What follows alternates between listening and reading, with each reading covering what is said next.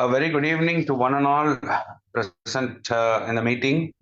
Good evening. On behalf of Yashoda Hospitals, Society for Emergency Medicine India, myself, I am Dr. Sai Surender, National Treasurer of Society for Emergency Medicine India and Head of Emergency Medicine at Kamakshi Memorial Hospital. On behalf of the Society for Emergency Medicine India, I would take great pleasure in inviting you all to this webinar. So, on behalf of organizing chairperson Dr. T.S. Srinath Kumar and our organizing co-chairperson Dr. Sri Saujanya, Head of Emergency Medicine, Yashoda High Tech City, and National President for SEMI, I take great pleasure in starting this webinar today. The topic today will be on health information technologies in emergency department, which will be taken by none other than our international guest speaker, Associate Professor Goksu Bosdrali Berikol. She is an MD, PhD, and AIM specialist in Ankara Ufuk University School of Medicine, and she's also the head of emergency medicine guest faculty in the Ghazi University Institute of Informatics, lecture Informatics Technology in Medicine, Savita Medical College, Chennai. So over to you, madam. We have great pleasure in welcoming you to the webinar today. Can we connect to the slides? Good afternoon, dear President, moderators, and organizers. Thank you very much for inviting me to this event of Yashoda Hospitals and SEMI collaboration. I'm very pleased to be a part of this expert panel. I'm Göksu Bozdalı Berikol, Head of Department of Emergency Medicine in Ufuk University Hospital. I also have a chair role in Informatics Special Interest Group in International Federation of Emergency Medicine, where I have wonderful people as Dr. Siri Saujanya and Dr. Yashoda to work with and bring projects on emergency medicine informatics. In this session, I would like to present you how informatics may help our future in emergency medicine practice and education. First, we need to start with definitions of these technologies. Health information technologies is a discipline that covers areas such as health information management, data analysis, and electronic health records. It's processing, sharing, analysis, and integration of information and data in a digital environment into health services, while medical technologies are more of devices, tools, or procedures as physical devices, as biomedical technology. So what we have in informatics technologies in emergency department, there are many technologies emerged under informatics, like electronic health records, hospital information systems, clinical decision support systems, telemedicine, big data, bioinformatics, Internet of Medical Things, databases, artificial intelligence, and many that helps both clinicians and patients to manage the healthcare processes. So how did it start? In 1950s, medical knowledge and health services were quite limited. There were few hospitals and health personnel, and demand was also limited because health awareness was not developed at that time. Many people used home treatment methods.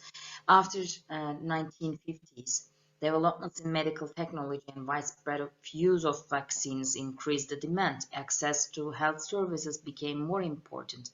However, we can see that supply did not increase at that rate that would meet demand during this period. Until 2000, demand increased even more with the spread of private hospitals and the introduction of health insurances in developed countries, so supply increased, but this was not enough to be covered in developing countries. After 2000, demand increased significantly with the aging population, the increase in chronic diseases, and the rise in health awareness.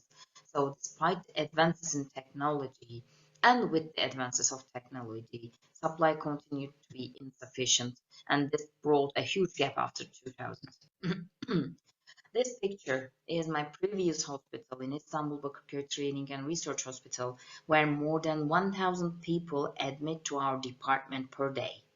So with this sentence, you can see there are lots of issues to be solved in the background, as emergency department crowded, waiting times, quality, and etc. So we need to initiate solutions regarding informatics. This is a patient record book from where I started my residency in emergency medicine. We record patient name, surname, age, diagnosis, decision, and responsible physician's name into this book. And these are the patient folders full of printed patient records, laboratory results, and patient images. And they are supposed to be in this archives of hospitals. However, you may also see them brought with the patient on admission. And the thicker the file is, the more chronic disease the patient has, the more data you need to read and analyze. So you also can see the devices named negatoscope, showing the printed images of a computed tomography or angiography when you have accurate lights in it, and so no zoom allowed. Prescription books in 1980s, the patient bring their own book with them, and the physician prescribes on it, continues from the last page left off. So when you need to conduct a retrospective study, you need to search and find all those files and folders among these archives. So the transformation began after 1970s. Digitalization in the healthcare sector first began with the simple systems developed to store patient information electronically. During these years, electronic health records and laboratory information systems began to be used in a limited extent. With the development of internet in the 90s, hospitals began to expand their clinical information systems and began to share their digital records. The first patient management system and digital imaging systems became widespread during this period. After 2000, HIMSS developed the EMRA model to measure the hospitals regarding digitalization. And these hospitals graded from 0 to 7 in terms of considering fully digital hospitals. Digitalization gained momentum after 2010. Digital health data became securely stored and shared within continents, and cloud computing and big data analysis. Fully digital hospitals became more common in healthcare. The future of emergency health services does not only fit into hospitals, but thanks to technology, these services can now reach patients where they are, even right next to them in their smartphones in real time, as in a microenvironment in a digital platform. So in 2025, we will be able to instantly access patient information and intervene quickly with big data analysis, artificial intelligence supported decision systems, and cloud-based infrastructures. This transformation allows healthcare professionals to make more accurate and timely decisions. So, digitalization of data bring out digitalization of the patient information, and which can easily be analyzed.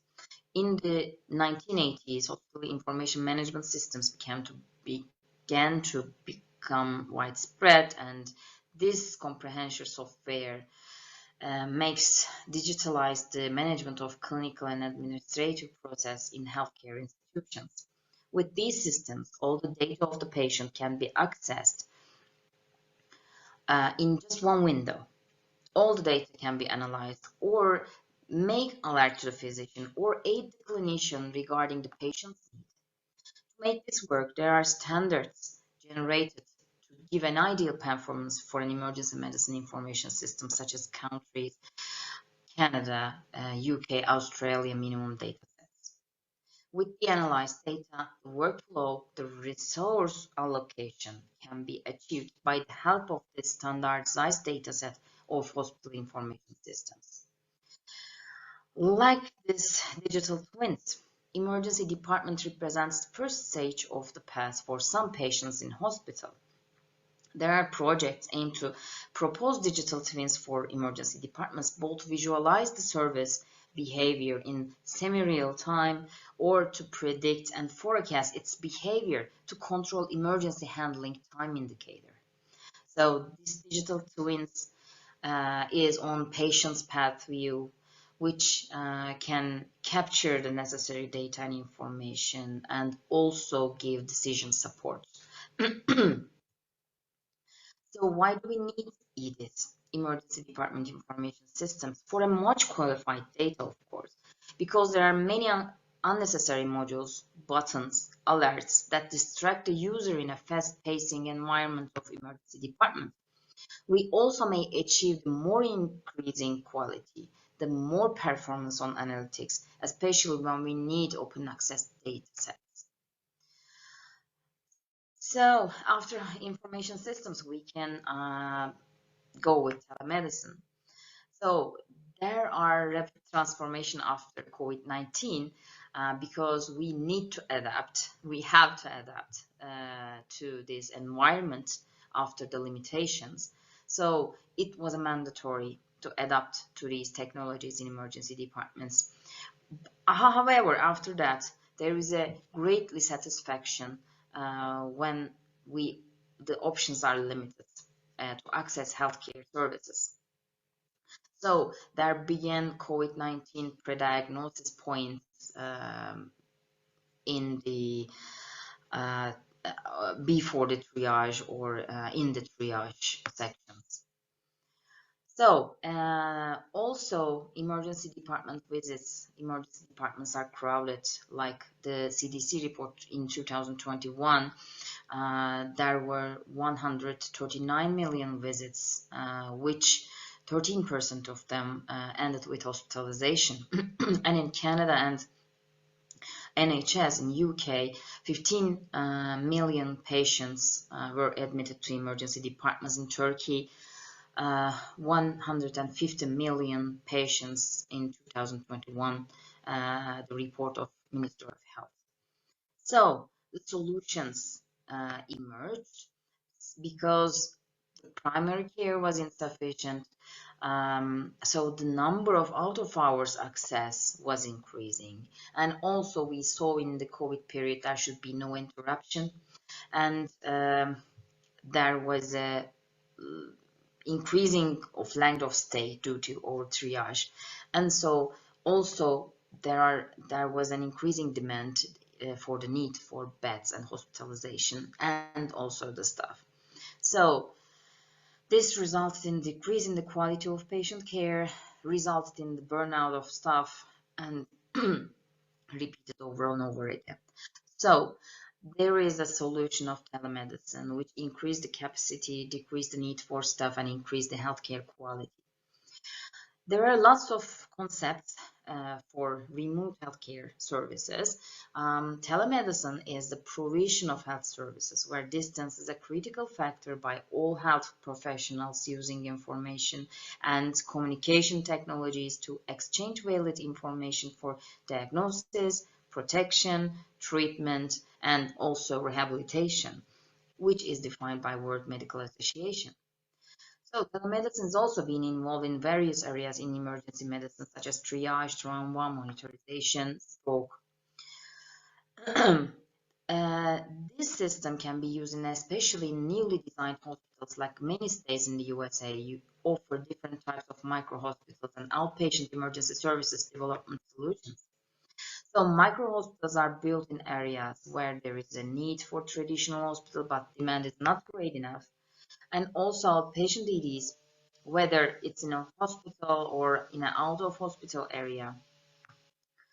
The patients in those healthcare centers may use video conference to communicate with an emergency medicine consultant or a traumatologist or a surgeon for the need for surgery or hospitalization. So diagnosis, decision-making, transfer, and early access is performance more than traditional methods in teletrauma centers. However, there is no significant association regarding mortality while using telemedicine in those areas. So another concept within telemedicine is emerged as virtual EDs, tele-EDs, and digital EDs. Virtual EDs, you are in a digital platform and communicate with healthcare staff and or physician by the aid of computer while you are at home or out of hospital. This may provide an emergency care decision making at home, which reduces unnecessary visits.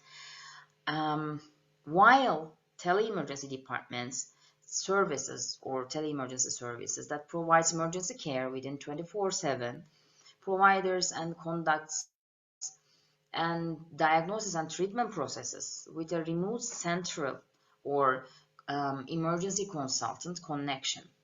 And digital emergency services are the services that increase capacity and efficiency, speed up patient flow, optimizes resource use, helps doctor get support in the diagnosis process, and make faster decisions with digital platforms.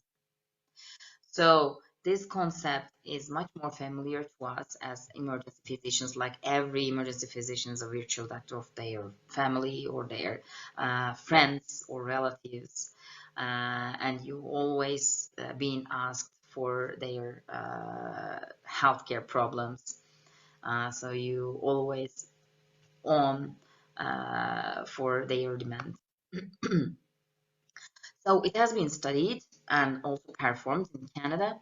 Canadian Digital Emergency Departments has been studied this process of virtual emergency departments and showed wonderful results, reducing the patient flow as much as 70% in a safer manner.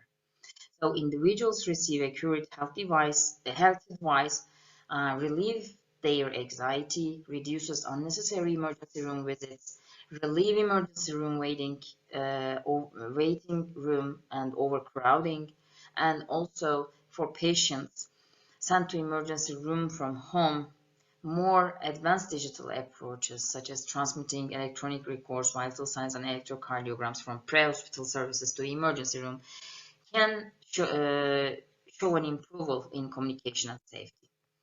And also, there are other examples in the United Kingdom, Canada, and Australia, which has almost the same results, like 60% to 70%, reducing the overcrowding, reducing the unnecessary visits, and can be manageable emergency healthcare through virtual platforms.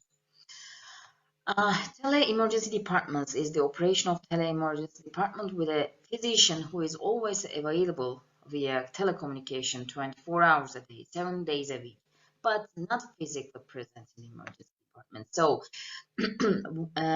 besides virtual emergency departments, you are in a real emergency service. You are in, as a patient, you are really in an emergency department. However, you connect to a consultant within a digital platform. So telemedicine medicine connects healthcare providers in specific hospitals like remote or small or rural to a higher level specialty hospitals that connect patients with providers in a central emergency department via video or telehealth technology. So also televisits can be used, especially in an isolation or crowded departments. So this involves a patient care team using video technology set up in a patient's room to talk to the patient from another location. Teleconsultation can also be used. The providers can interact with each other using phone or video or HIPAA compliant platform that allows two-way communication and which also provides securely sharing patient information or patient records. Teletriage is a very common study topic in those team. The patient uses a web or app-based tool to enter their symptoms and receive guidance on whether they need to seek additional care.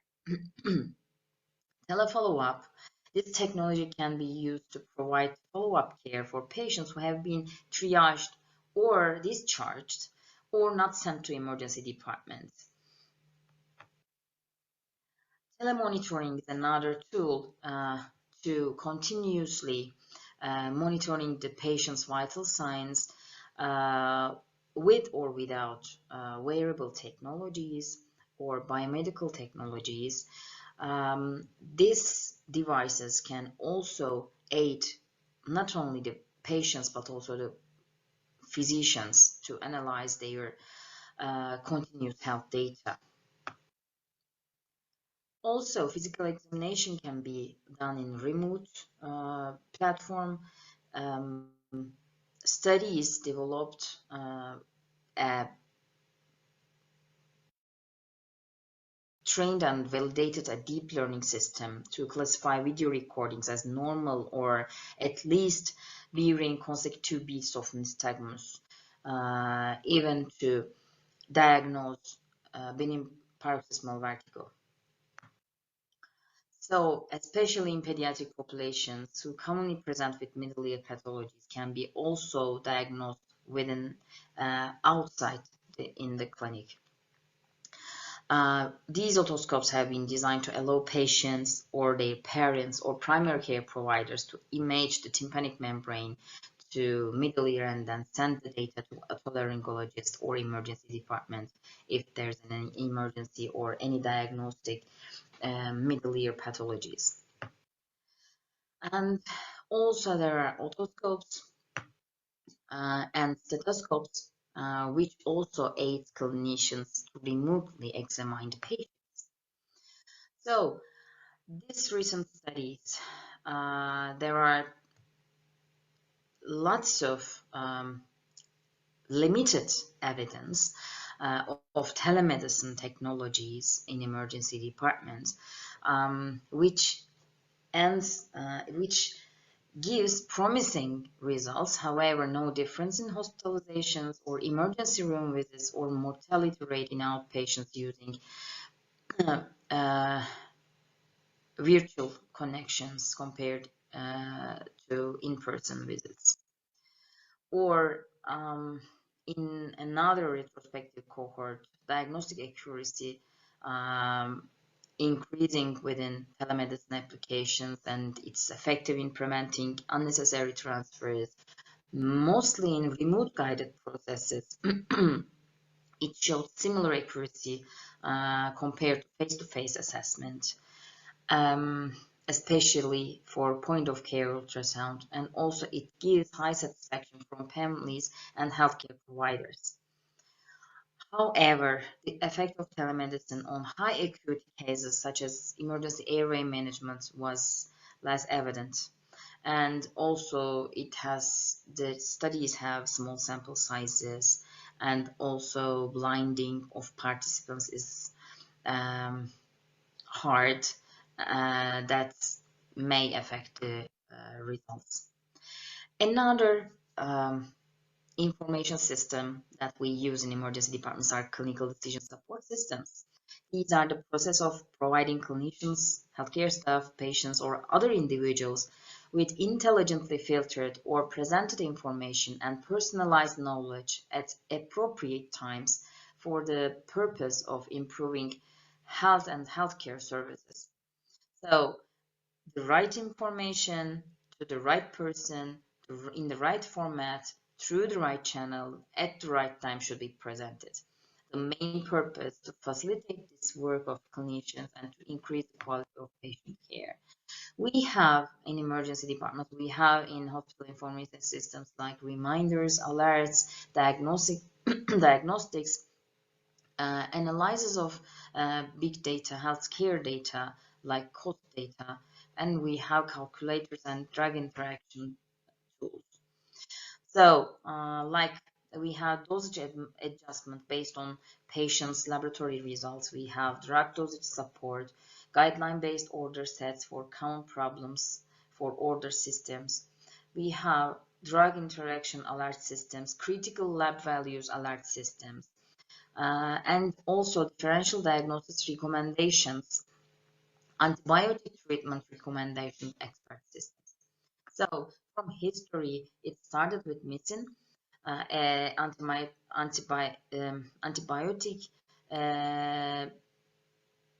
antibiotic therapy for bacterial blood infections and meningitis determination tool. It's a rule-based expert system, and it was not continued due to its requirement to update frequently.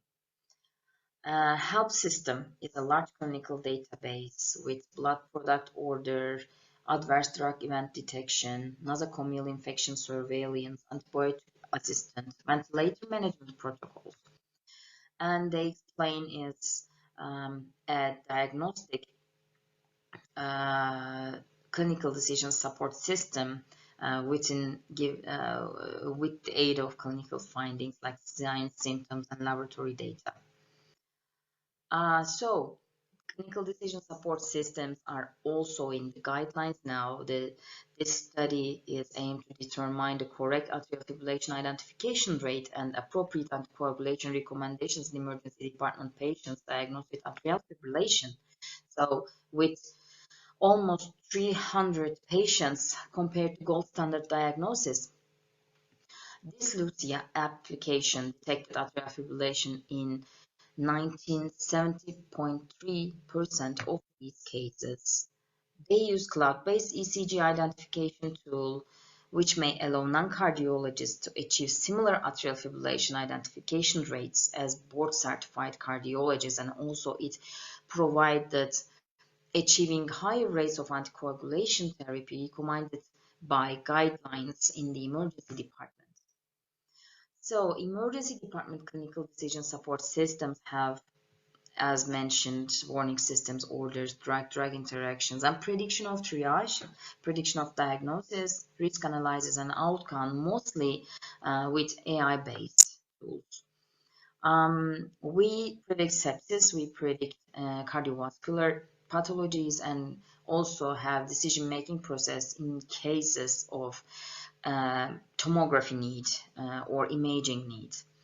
Also, it gives rapid prognosis analysis, increasing accuracy in triage, optimizing patient outcomes, and reducing the risk of clinical deterioration. Triage decision support systems mostly predicts triage, need for hospitalization or intensive care in the triage part, and reduce emergency room waiting times, and also predicts the mortality and critical care needs before the patient being seen. However, there should be large-scale applicability of these systems and validation studies needed. Also, there are negative parts like overconfidence in user skills while using clinical decision support systems, or difficulty in maintaining or updating the systems. And also, the usability studies are very lack of these clinical information, clinical decision support systems, and alarm fatigue decreases the use of these systems. Another information system which we always face in these emergency medicine studies or some of emergency departments.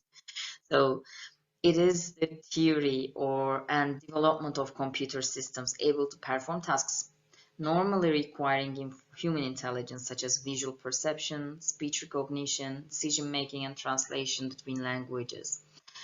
This is defined by Oxford Dictionary, and everybody loves artificial intelligence. Everybody wants to use artificial intelligence in emergency departments. There are various sub-concepts under artificial intelligence, many models within them.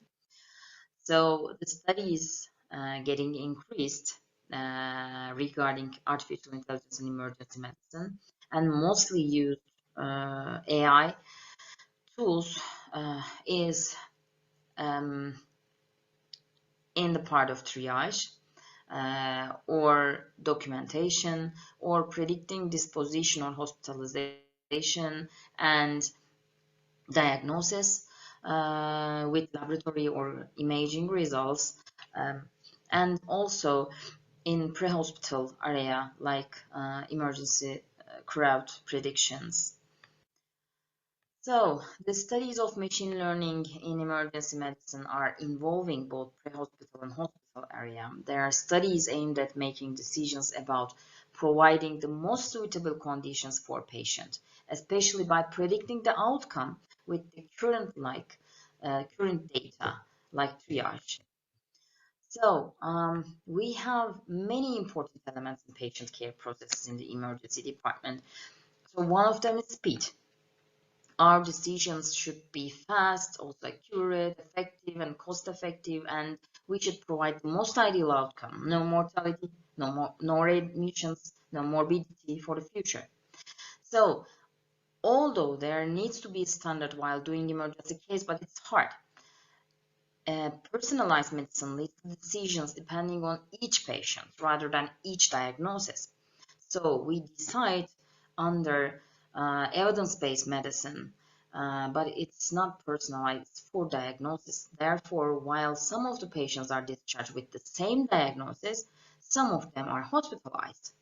So some may readmit to emergency departments. So some may be cured without any complication. So we also encountered it frequently during the COVID period. The hospitalization decision in epidemic periods such as COVID was bed dependent. So when there is a bed, we could hospitalize the patients, but when we lack of beds, the patients stayed at emergency departments or discharged for control. So it also affected the standardization. So continuous monitorization, patient's data is also variable. It's necessary to constantly monitor the changes. During this monitorization, the triage room is still flowing. When there are 3 CPRs in one room, and at the same time, the time don't stop for 45 minutes. The follow-up of the patients in the yellow area may be completed during this period. And decision making, we can make 20 decisions for only one patient. So we need help. We need decision support in that problem.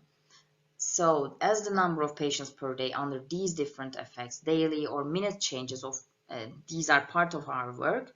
So patients can get worse or their symptoms may improve or, even in the waiting room. So we have also biases. We give more weight to recent events, or we are too prone to bias on baseline data. So we have decision fatigue. So we need decision-making automatization, standardizing automatization regarding healthcare processes in emergency departments. So that's why we need informatics and AI in these parts.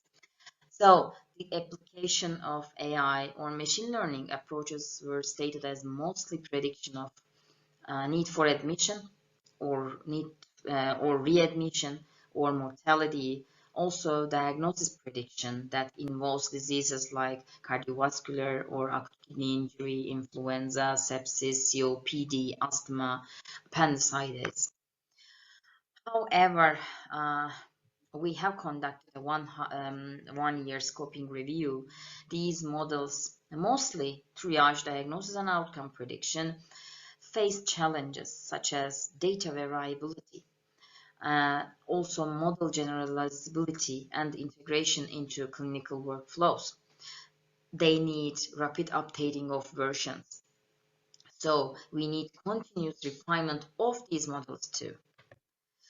So there are some of examples that pre-hospital retrospective observation study in the estimation of clinical care by sum of structured data, age, gender, complaint, time, trauma, and vitals in almost 9 million patients to accurately predict the ICU need. And also there are studies predicting syncope-related serious events in 30 days after coming to triage and syncope with a syncope complaint. Also, there are studies predicting mortality with COVID with structured data like age, blood analysis, and chest X-ray scores, which has evolved to a clinical decision support systems. So we are predicting outcomes. It's the answer of the question that they integrated in the application that gives severity of the disease. Another research on remote triage using data collected with pre-hospital wearable technologies, machine learning was used for mortality estimation within 500,000 trauma cases data set with a more than 80% of mortality prediction in a pre-hospital environment.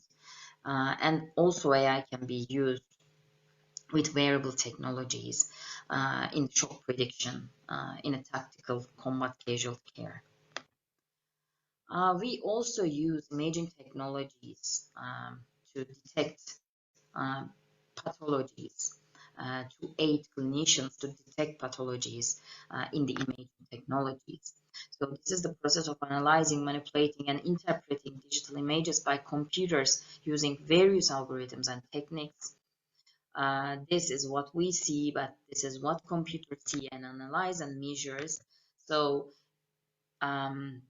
with this method, we can the studies evolved, diagnosing tuberculosis on chest X-rays in the emergency department with a good accuracy of posterior anterior chest X-rays with the area under curve 0.94.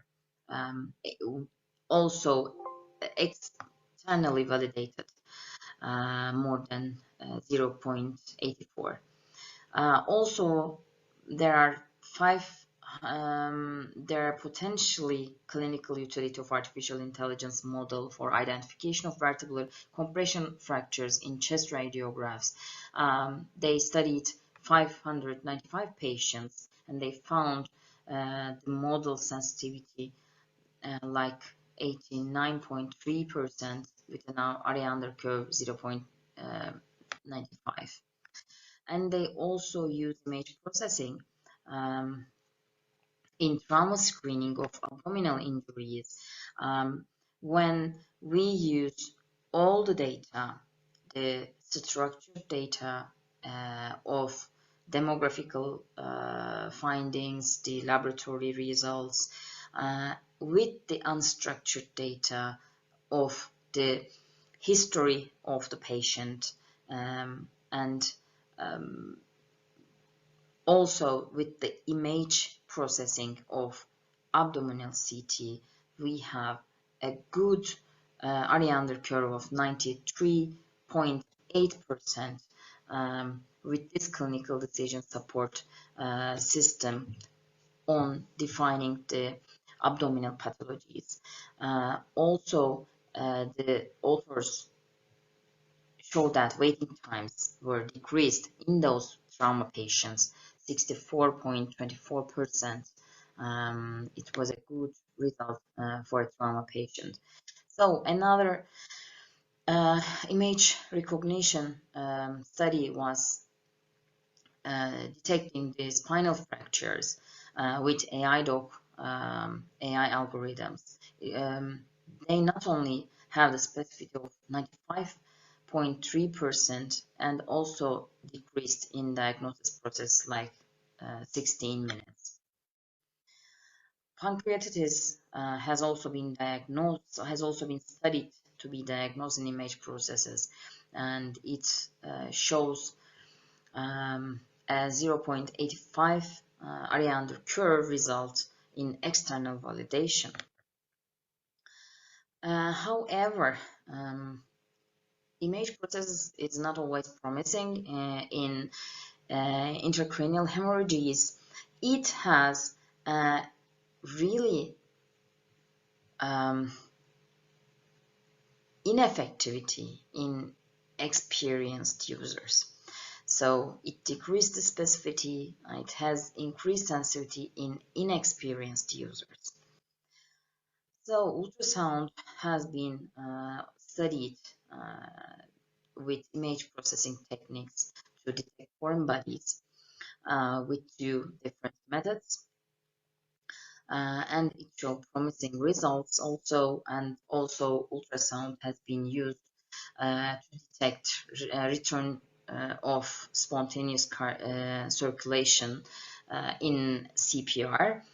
So it also has a good accuracy and decreases the detection of ROSC in CPR. So, natural language processing is another field of artificial intelligence in emergency departments, where large language models are artificial intelligence systems. They have been trained on large data sets, are capable of producing human-like texts. So learn the rules and structures of language to discover relationships and patterns between texts. So these models can be used in many tasks, such as text completion, question answering, and translation. So these are large systems, large of tokens, words are used. Like what we do in ED is similar to the processes that we have the same processes in emergency departments, like large language models. As we talk to the patient to take the history of the patient, we get the information as speech and we convert it to text in an appropriate form of text. And then we summarize it. We don't record all the things that patient says. So we summarize it, we redact it, we deepen the questions, and then put weight to the words. The most severe headache in my lifetime, like a chest pain that is squeezing. So we predict the awaited range of pre-diagnosing list, and then we predict a score or triage or urgency. So this is what large language models are doing. So large language models also used in emergency departments and also in medical, other medical branches areas, like all branches try to test the results of diagnosing their mostly seen, or they try to test with their board exam questions. So also large language models are used in cardiac arrest prognosis, to predict cardiac arrest prognosis, and to investigate the concepts that are studied, and also their interaction with the user, their performance in interaction of their user regarding cardiac life support. Also, they have been compared with each other regarding these clinical questions, and they were tested of their knowledge in interpreting the ECGs. So they have been also tested for breaking the bad news to the patients. And so this was found a way to search for correct answer in a language that lay people can understand, comparing to the browsing of the web. So we were also one of them who investigate their triageability regarding ESI triage and their its answers to triage decision making. So we tested in the first place, first GPT 3.5 announced, and then we compared it with the new version with the other large language based platforms, and we saw this as for the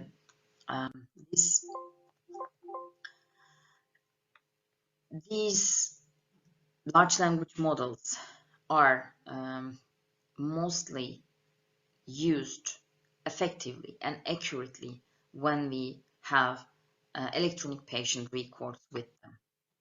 So it has high accuracy, large and updated data set, and fast effective responses.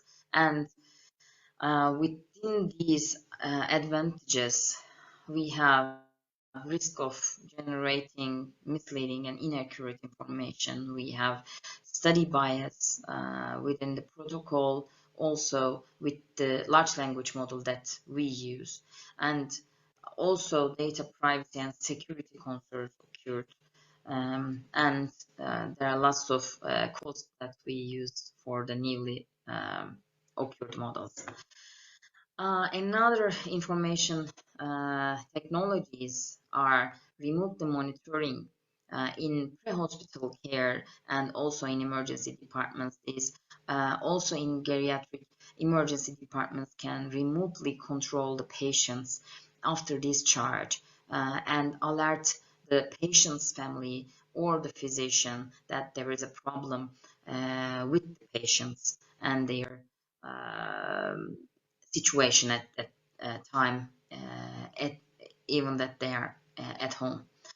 Also, Internet of Medical Things help connection of the devices and bring all the data to healthcare staff and physicians continuously and rapidly, and also analyze the changes within the results. There are lots of digital health technologies in emergency departments in pre-hospital areas, like the chest pain patients can be determined in the emergency medical services, even in the ambulance. We can connect the point of care troponin with the cloud interaction and lead the appropriate ICU or catheterization lab at the right time. So also it can be fastened within the 5G technologies, like interaction of any other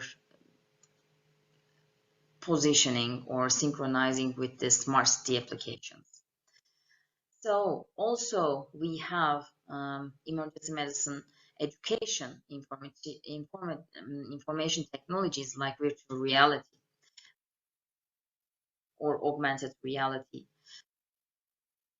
So even though it's fully immersed or semi-immersed, these are all used in emergency education and mostly in use in pharmacy or anatomy or surgery. We use it in disaster scenarios. There are studies to assess triage skills within these mass casualty triage scenarios with fully immersed virtual care that are really a good solution for education comparing to traditional methods. Like virtual reality training improves the speed, accuracy, and self-efficacy of mass casualty triage among medical students, and it has the same, even though it doesn't have statistically more performance. The pre-tests and post-tests shows non-superiority of the traditional methods than the virtual reality scenarios. So the virtual reality training improves the speed, accuracy, and self-efficacy in mass casualty triage. So we are found equal to live simulations, and also these are also done with the resuscitation experts, not with only medical students. And they were effectively considered and satisfied with the mostly with the good performance using the feedback, haptic feedback information. So chest compression depth and speed feedbacks give the users more effective and easy training. However, they increase fatigue with using these feedback systems. Also, CPR instructors increased loyalty, increased participation, and conservation of resources and improved memory. So, especially it has limitations like part of CPR processes or different CPR training levels, and no comparison of feedback systems in these studies. Augmented reality is also a concept that we use in emergency department emergency medicine education, like the techniques we use in emergency departments, like ultrasound or tube thoracostomy. So this is a promising tool for improving invasive procedures education. So we need informatics in emergency departments to gain speed, quality of data, and standardization and access. So in every level of emergency departments, like in patient care or surveillance or imaging techniques, however, it is complicated. Emergency departments are difficult to become independent, or we can't measure the quality every time. So the experience and literacy of the staff working in emergency departments vary also in patients. So this leads adaptation much more slower. Also, we don't have standardized infrastructure in every hospital or in every state or in every city. It also needs costs, and we don't have time to record every data, so we have insufficient data for not every process. So we need protection of health data while using these digital platforms, and there are resistance to change among the staff. So because of the high workload, they have been burned out and they don't want to use technology, don't want to learn technology. So there are lots of advantages and disadvantages of these technologies. And also in its nature, it has biases. They should be used in every person, in every race, in every country. So it shouldn't affect it with the differences of the population. It has an accuracy more than a physician.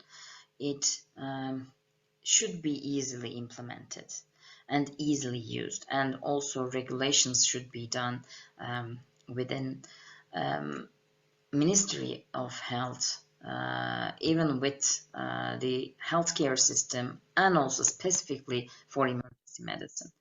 And also there are lots of costs per year for these services.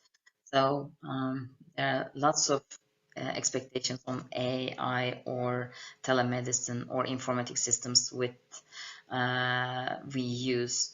So we need to access it 24/7. Thank you very much for listening, and if you have any questions, I'm very ready to answer it.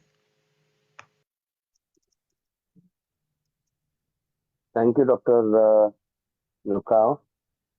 It was a very extensive discussion on the health informatics, starting from really personally learned and myself learned a lot in this area.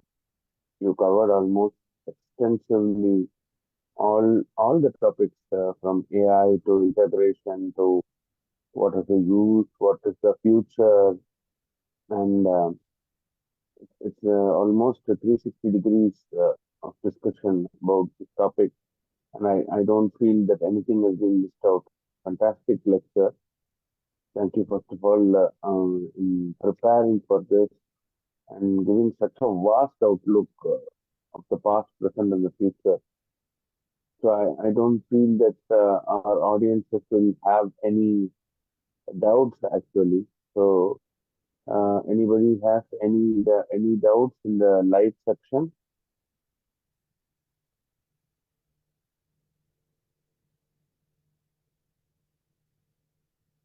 So if there are no doubts, would you like to add anything, Professor? Thank you very much for inviting in this event.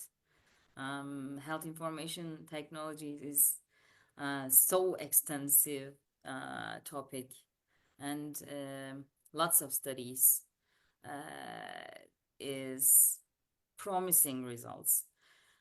So we need to implement all of them and start to use and start to adopt also because there are lots of issues we need to solve in emergency departments. Yeah, Thank you very absolutely. I agree with you absolutely, Professor Koksu. So we have come to the end of this webinar, and I thank Professor Goksu once again on behalf of Society for Emergency Medicine India and Yashoda Hospital for their spending their valuable time to educate and train us. Before we meet in another wonderful session, meeting, we thank you once again and bye bye. Thanks to all the participants who are attending online, offline, and through the Facebook Live sessions also. We would meet in yet another session from Yashoda Hospitals once again. Thank you.